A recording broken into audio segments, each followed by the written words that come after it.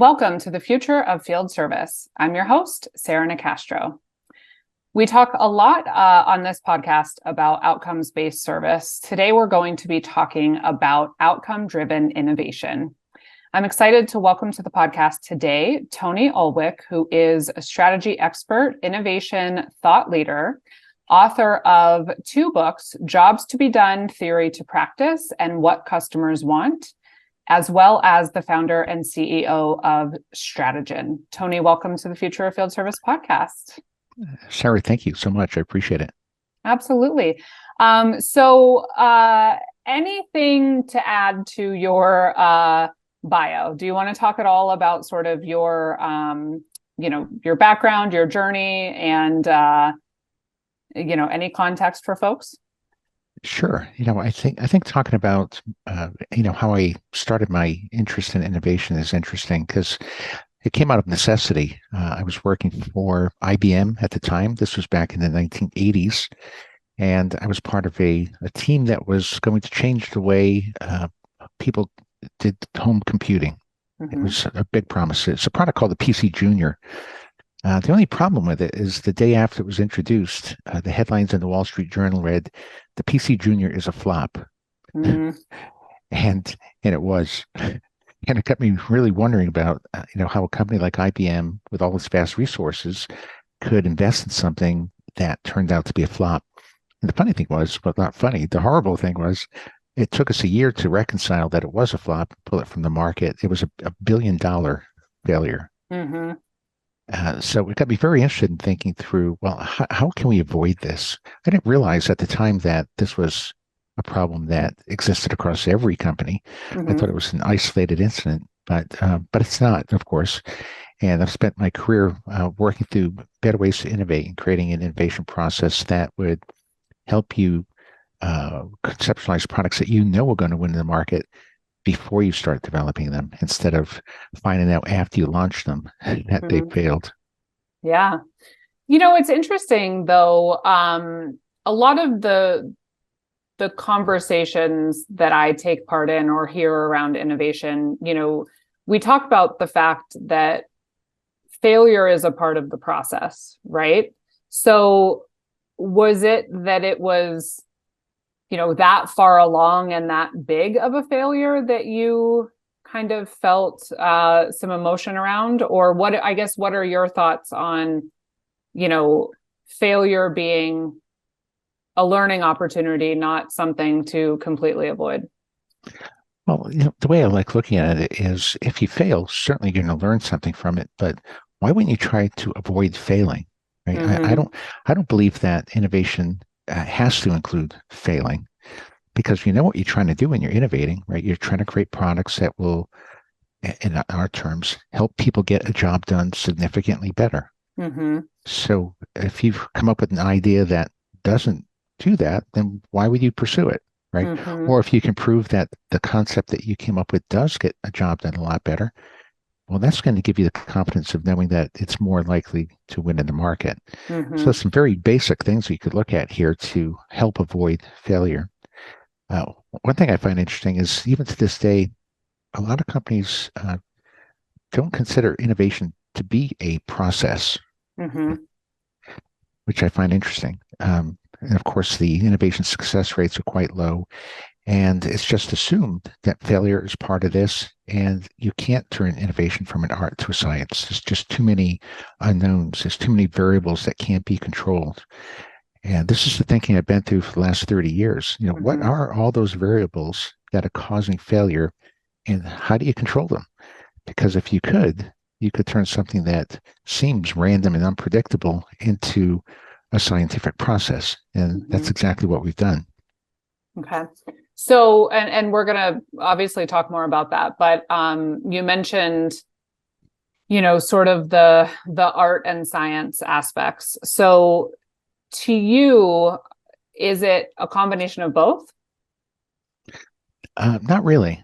It's definitely far more science than art, right? Because the way I like thinking about it is, once you know exactly where to focus your value creation efforts, mm-hmm. In other words, once you know where people are struggling to get a job done Mm-hmm. very precisely, right? And once you know that, you can come up with solutions that will address those parts of the job, right?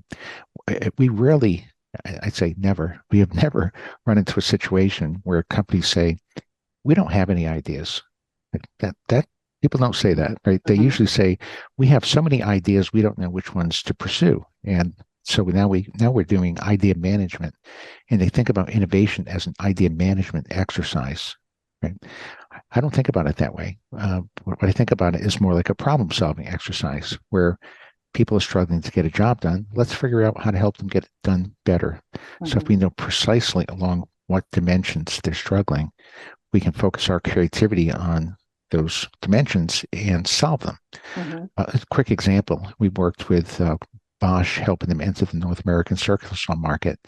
And once we identified the top 14 unmet needs in the marketplace, it took them just 3 hours to conceptualize a new circular saw that addressed all those unmet needs. Mm-hmm. And as they said, well, it's not as if we hadn't had these ideas before. The problem is we've had thousands of ideas before. We just didn't know that these 14 in this combination was the magic win, right? Mm-hmm. Mm-hmm. Okay. So let's kind of, I want to go back. I feel like I jumped over my first question. So let's go back there before we kind of go ahead, because I always have other things come to mind and I'll get us off track. So let's start with making the decision to focus on innovation. Okay. So can you talk a little bit about, you know, if an organization, if a company wants to focus on innovation, what's necessary to do so in terms of mindset, leadership, any of the factors? Sure. As we often say, to be great at innovation, you need a great innovation process. Mm-hmm. This is true of any business discipline. If you want to be great at lead generation, you need a great lead generation process. You could run that. I think there's 140 some odd business processes that are common. It's true of every one, which means you have to treat innovation as a process. Mm-hmm. Again, as I mentioned earlier, half the population believes innovation isn't a process. Well, that's problematic, right? So if you think it isn't, then you're not really going to work very hard to try to turn it into something that's filled with discipline, right? So the first step in taking on innovation is to recognize that it is a process, and that often requires a different mindset. The mindset shift is generally a shift from a solutions first orientation to a problems first orientation. Mm-hmm. So if you believe, a lot of people that believe innovation is not a process believe that innovation begins with ideas. And then you take those ideas, you go prototype them, test them, get feedback from customers, iterate on the product, go retest, and you go through this iterative process until hopefully eventually the product that you've come up with addresses the customer's needs to the degree that they want the product. Well, that is a very, very expensive way to learn customer needs, Mm-hmm. right?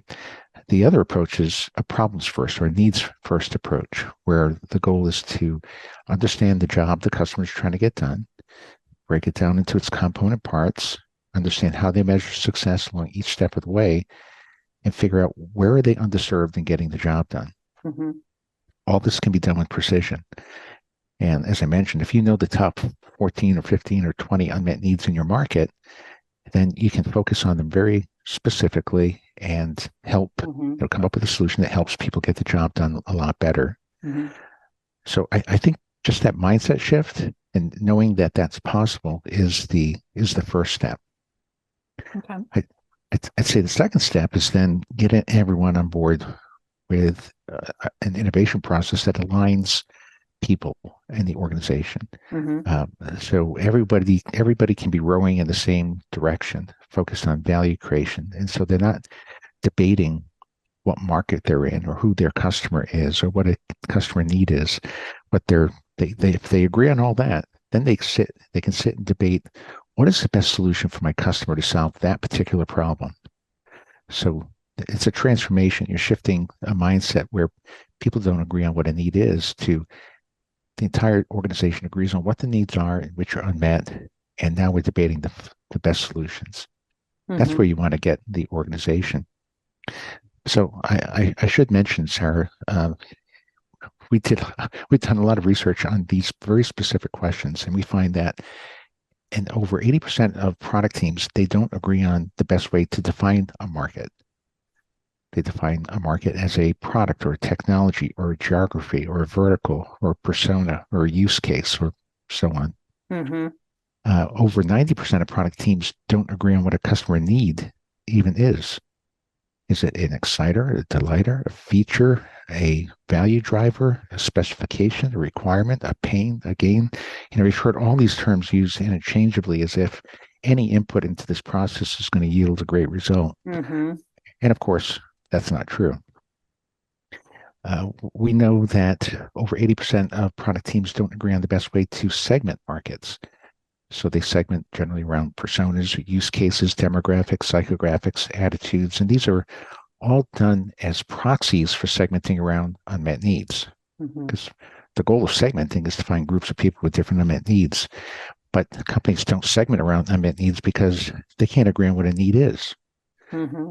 So it's this combination of factors that's causing companies to go off track, right? So if you could align your organization around a common language of what a market is and what a need is, so you have a common language of innovation and a process that leverages that insight into something more predictable, that is half the battle. Okay. So we're talking about sort of the how of innovation. When we think about, what are the best areas of opportunity for any given company, what is the advice you would give someone on how to find the areas of innovation that will yield the best results for their business? And that's a great question. Not only do you want them to yield the best results, but they have to be within their capability set as well. So there's two things happening here, right? You want to figure out where's the customer underserved in areas that we can address. Right? So that's more or less the question you're trying to answer. And to figure out where they're underserved, that is where the outcome-driven innovation process comes into play. And again, I've alluded to identifying the precise underserved needs associated with getting a job done. Focusing on those, of course, that lays out what I like calling the most efficient path to growth in problem space. So in other words, here's my opportunities in priority order in problem space, but I may not be able to solve them in that order because I may not have the capability to address that top need or this other need or so on. So you're going to have to come up with solutions that you can address that will put you on the most efficient path to growth from a solution perspective.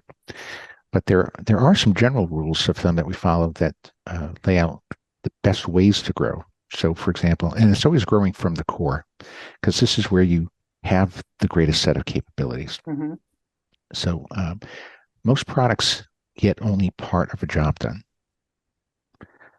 You could be a kettle maker, for example, and kettles used to heat water to a desired temperature, but people are using a kettle to maybe prepare a hot beverage for consumption. It's part of a bigger job.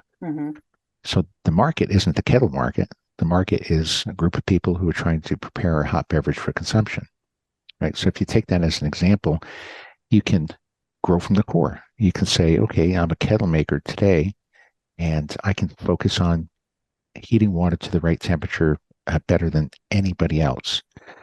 And that's a good starting point. Take your core, take the thing that you're doing and do it exceptionally well. In other words, satisfy all the unmet needs associated with getting water to the right temperature.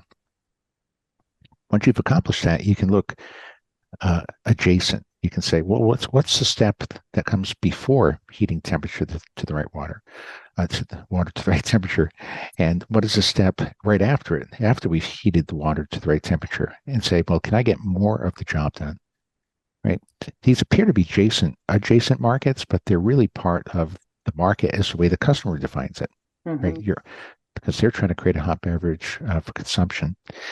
And then, of course, if you can get the entire job done on a single platform, that is the next expansion to growth. Mm-hmm. And it's often common to see like a kettle maker, for example, get disrupted by a company that gets the entire job done, like Keurig or Nespresso, where they have their machines that get the entire job done on a single platform. But you can see that trajectory coming years away. Like 20 years ago, you could sit there and know that, well, people are heating water, but they're trying to create a hot beverage for consumption. And you could envision the solution to the future and figure out, well, how are we going to get there step by step over time? So that's more or less the formula I like thinking about, and that works really in every company, right? That's the most efficient path to growth from a problem perspective and from a solution perspective. Mm-hmm. So can you talk a little bit more about the outcome driven innovation methodology? Sure. So the approach is broken into 5 steps. The first step is to define a market, but not as a technology or a product or a use case or persona. We're going to define the market as the group of people trying to get a job done. So it could be consumers who are trying to prepare a hot beverage for consumption. Sounds simple enough, but oddly enough, it isn't, right? A lot of companies don't want to define the market around a group of people getting a job done. They rather define it around a geography or a persona or a use case and so on. So if you have that debate within an organization and people can't agree on what market they're in, it's going to be hard to go take the next step in the ODI process, which is to uncover the customer's needs. Now, here we're going to define needs a little different. We know people are getting a job done, so we can break that job down into steps and figure out how do people measure success along each step of the way. So in the case of the kettle maker, minimize the time it takes to get the water heated to the exact temperature. Minimize the likelihood that it cools quicker than it should cool. Minimize the likelihood of overheating it to make it too hot. Now, there's very specific metrics that you can use to make sure you're getting that part of the job done perfectly. We call those statements the customer's desired outcomes. They're solution independent, so they're not tied to a product. They're stable over time, as the job is stable over time. They're unambiguous. They're knowable and discoverable. There's no such thing as a latent outcome, because we often talk about latent needs. We say customers don't have latent needs; they only have latent solutions. Right? They can't envision a microwave. They can't envision, the automobile when they're riding horses. You've heard all those arguments, but they do know what they're trying to accomplish. Right? Those jobs stay stable over time. So focusing on outcomes from that perspective gives us a long-term focal point and a value map or a map to value creation, I should say. The third step is then to figure out, well, which of these needs are unmet, right? And to do that, we put surveys together that go out to some portion of the population, maybe 1,200 or so consumers of kettles or Keurig machines, and we would ask them to tell us how important is each of those outcomes, and how satisfied are you with your ability to achieve the outcome given the solution that you're using today. So what we're looking for quite specifically is where are they struggling in the job given the solution they're using. And we can plot this out mathematically. Right? So we've created what we call the opportunity algorithm that takes the importance of the outcome and then subtracts the importance minus the satisfaction. And so if a need, an outcome is really important to most of the population, but most of the population is dissatisfied with it, well, then we would say that's an unmet need. So we can figure out which needs are unmet and to what degree. And with that, then we can focus on the needs that are most underserved in a market. The next step, which is extremely important, is to recognize that in most markets, people don't agree on which needs are unmet. This goes back to marketing 101. There are always segments of people with different unmet needs. It's true. We've proven it over and over again. Having said that, how do you discover those segments? Again, by segmenting around personas or use cases or demographics, psychographics, attitudes, behaviors. They're all proxies for doing what you should do, which is to segment around the unmet needs. So once we know what these needs are. Maybe half the population wants to minimize the time it takes to get the water heated to the right temperature, and they're unsatisfied with that. Maybe the other half says, I want to minimize the likelihood of exceeding that temperature and getting it too hot, right? People disagree on what's important and satisfied. So you'd want to know that so that you can create products, or maybe different products aimed at different segments that will satisfy their unique unmet needs. Mm-hmm. Again, it's marketing 101. It's just hard to do in practice, right? Mm-hmm. And then the final step is to take that information and build out your strategy. The first step of that is what we call the innovation strategy, which is picking what segments do we go after and which unmet needs do we target. Like in that Bosch example I mentioned much earlier, there was one segment that had 14 unmet needs in the market, and that's where Bosch focused its attention. They said, in order for us to win and differentiate against DeWalt and Makita, we're going to go after that segment, address those 14 unmet needs, and position in this manner. Then comes the product strategy. How do you do it, right? I know what I'm going to go target. I know what segment I'm going after. What features do I have to have on my product? And it could be hardware features, could be service features, could be software features that can come to bear to help customers get the job done better. Mm-hmm. And in the end, what you've done is you've created a solution that you know is going to win in the market. And how is that? Well, because the feature set that you've generated is tied to a set of needs. And you know those needs are the most unmet needs in the market because you've done all that research, right? And you know that by satisfying those needs, you're going to get the job done significantly better. And we have a threshold too. We say if you can get the job done about 15% better or more, that's the tipping point. Mm-hmm. Now, if you come up with a product that just satisfies one unmet need a little bit better, nobody cares, right? Mm-hmm. Would you switch from your favorite brand of anything if a new brand got a job done 1% better or 2% better? And the answer is generally no. So if you can reach that threshold, that's the tipping point. And the trick, of course, is if there are 14 unmet needs in a market like Bosch discovered, the question isn't, how many of those needs do we address? The question is, how do we address all those unmet needs so we can make a big difference? Right? And I think it's that mindset shift that makes a difference as well. A lot of companies stumble along and go through incremental improvements, product iteration after product iteration, as they discover one or two unmet needs.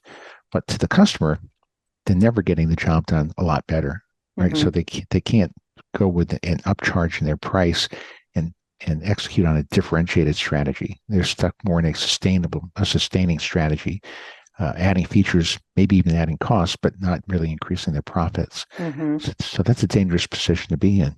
And you can overcome that by understanding all the unmet needs in the market up front and going after quite a number of them. So you're looking like you're creating a breakthrough solution. It's a radical solution compared to what existed before because it's gotten the job done so much better. Okay. Now you mentioned earlier the difference between innovation and I think you said like idea management, right? And so we talked about how, sometimes these innovative ideas pick up a bit of momentum, but then get to a certain point and just sort of fizzle out. So, for companies that are looking at ways to innovate within an existing business, our audience, like I said, is typically looking for ways to evolve and transform from a service perspective. What is the trick to, taking those ideas and really getting them to scale and have an impact on the business? Well, you're assuming they're good ideas, right? But when you're going down this idea management path, as your approach to innovation, generally there's not just 2 or 3 ideas, right? There's thousands or at least hundreds of ideas. And somebody's responsible for evaluating them. So how would you evaluate an idea, right? So the first thing you do is you'd say, well, is that idea in a market that I want to be in? That's how we approach it, right? We'd say that idea is addressing a group of people trying to get some job done. Who's that group of people? What is the job they're trying to get done? Do we want to play there? right? So that's the first test. Assuming the answer is yes, then you take the next step and say, are people underserved in getting that job done? And can we help them get the job done better? Do we believe we can? Do we have the capabilities? If the answer is no, then you don't want to go play there. Right? If the answer is yes, then you go to the next step. And the next step then is investing in understanding what are the unmet needs in that space. And as I've described the ODI process, right? And figure out precisely where the customer is underserved so you can come up with solutions that will address the job done, address getting the job done significantly better.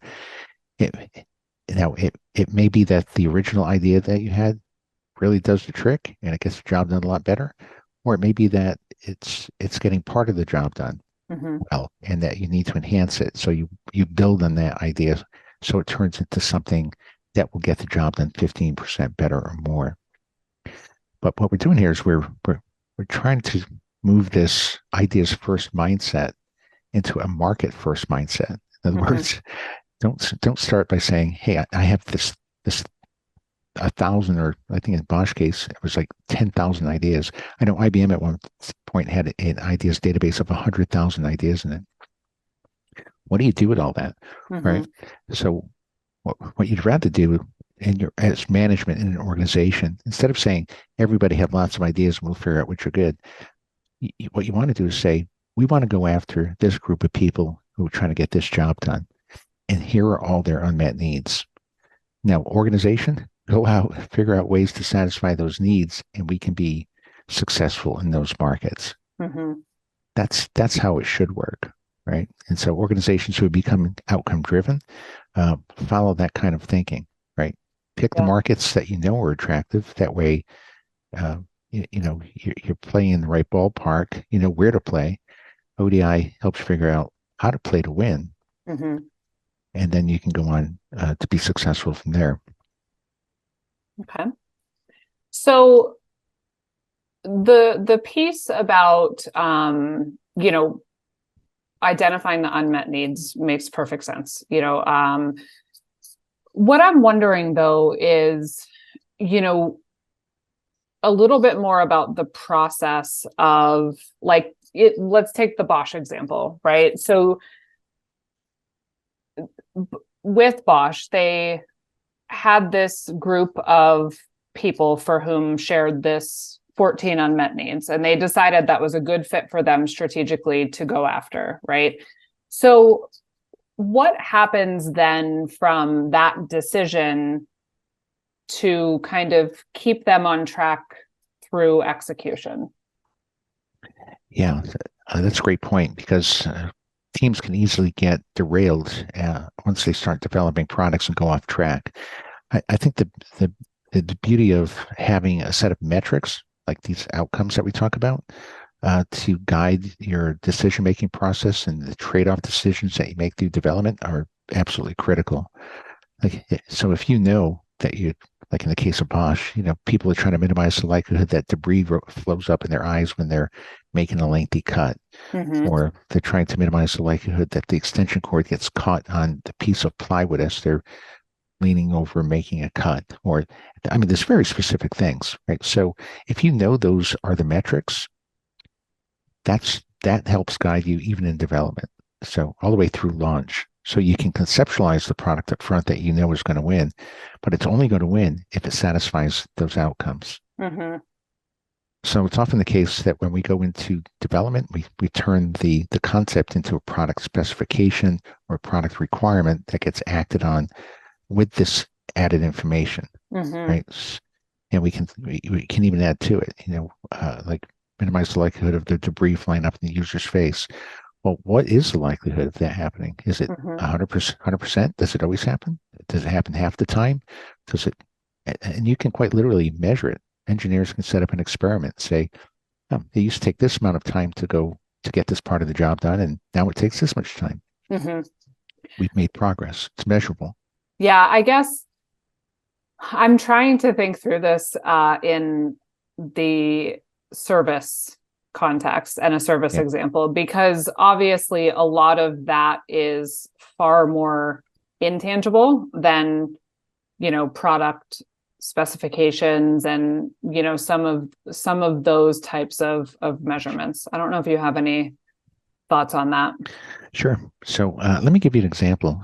We worked with an agriculture firm that made seeds and fertilizers, pesticides, herbicides, a bunch of products. And we studied the job of growing a crop. Mm-hmm. That's what growers do. They grow crops. And we studied that job from beginning to end, understood all the metrics they use to measure success when getting that job done in a solution agnostic way, right? When we were done, there were about 50 of the 150 outcomes that related to service-oriented solutions, right? They had nothing to do with pesticides and herbicides. They were really more along the line of getting help at the right time, Mm-hmm. or having things show up at the right time, or things like that can't really be solved from a hardware standpoint. They can only be solved from a service standpoint. Mm-hmm. But they also discovered another 40 or so outcomes that related to information flow, which lent itself to software solutions, Mm-hmm. right? Or digitalization as it became, digitalized farming. There are many outcomes that growers were underserved with because they didn't have the right information at the right time. And then, of course, a whole bunch of needs related to the hardware products that they already made as well. So by studying the job at that broad level from the customer's perspective, it takes you out of that mindset as to whether or not you're a hardware company, a software company, a service company. You're a company that's going to help people get the entire job done, Mm-hmm. right? The entire job generally requires all three types of solutions. Some hardware solutions, some software solutions, some service. Not always, but you should think along all those fronts. Most hardware companies certainly can find opportunities to find underserved outcomes that could only be solved by services or by Mm-hmm. software. So it's great for them to move in that direction. A lot of software companies don't like moving into service or hardware because it's much more complicated, but lower margins, impact evaluation, all that type of stuff. But generally, it makes good sense for a hardware company to go into services and to go into software, even because it can help with their growth and valuation. Mm-hmm. Yeah, no, that makes sense. Okay, so we've talked through a couple, but if we think about, what are the most common mistakes you see companies make? And what's your advice to avoid those? What comes to mind? I think the biggest mistake is just recognize, or not, the biggest mistake is failing to recognize that innovation is a process, Mm-hmm. and that it can't be turned into a science. The biggest mistake is thinking that it's impossible to hand over a set of needs to a product team that are complete, that point out precisely where the customer is underserved. Mm-hmm. Right? I think companies are still in this ideas first mindset and struggle to break out of it, and it's pervasive. Right? Mm-hmm. Like I said, if half the companies believe that innovation isn't a process, or those that do believe it is a process think it's all about ideas management as opposed to uncovering needs and Mm-hmm. discovering solutions that address them, that's the biggest mistake. And that's where the mindset shift has to come into play. And we've been at this for 30 years. We've certainly changed some minds over the years. People see that this works. It intuitively makes a heck of a lot more sense. Mm-hmm. But behaviorally, it's very hard to change the way people want to approach this, because it's really fun having ideas and getting people to rally behind your idea and seeing it get developed, seeing it come to market. All that is super fun, but it's not much fun when it fails. Right. And I think if we start with the end in mind and know that we are creating solutions to help people get a job done better, we can prove to ourselves that the idea that we had will get the job done a lot better before we start developing it. So we don't have the IBM PC Junior mistakes. Mm-hmm. Yeah. That makes sense. Tony, tell everyone where they can find more information on you, the books, and the work that you do. Sure. So our homepage is at strategyn.com. It's strategy with an N on the end of it. That is one location. You can contact me directly at Ulwick at strategyn.com. And there are 2 free books available as well. Well, it's the same book. It's available in as a ebook and as an audiobook, and that can be found at jobsbedonebook.com with all hyphens, jobs hyphen to, you get the idea. So that's available there for free download, and that should set you on your journey to develop a new mindset about innovation. Awesome. All right. Well, Tony, thank you so much for coming on and sharing your insights with us. I appreciate it. Sarah, thanks so much for the opportunity. I appreciate it as well. Yeah, thank you. Thanks. You can learn more and find more at futureoffieldservice.com. While you're there, be sure to take a look and sign up for the Future of Field Service Insider. Also have a look at the Future of Field Service live tour dates and be sure to register for the event nearest you. You can also find us on LinkedIn and Twitter, and the Future of Field Service podcast is published in partnership with IFS. You can learn more at ifs.com. As always, thank you for listening.